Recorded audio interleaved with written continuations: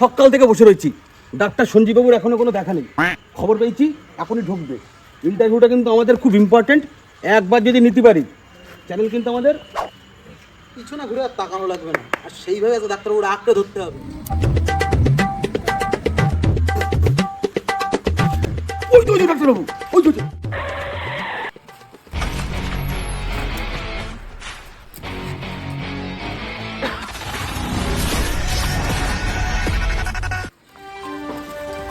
ডাক্তারবাবু।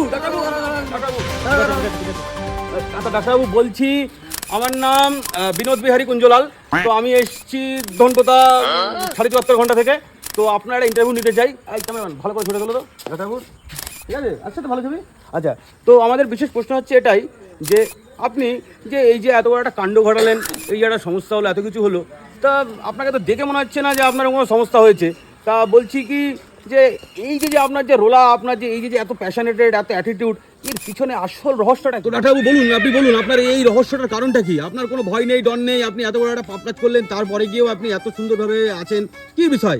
আসল ব্যাপারটা কি? আপনার পিছনে কি এমন কেউ আছে যার জন্য আপনার মনে এত সাহস, এত কিছু? একটু বলুন তো। রে বাপ রে বাপ, এই ছবিটা ভালো করে তুলে নে রে, তো সরকারি ছুটি। হ্যাঁ, এ বাবা রে।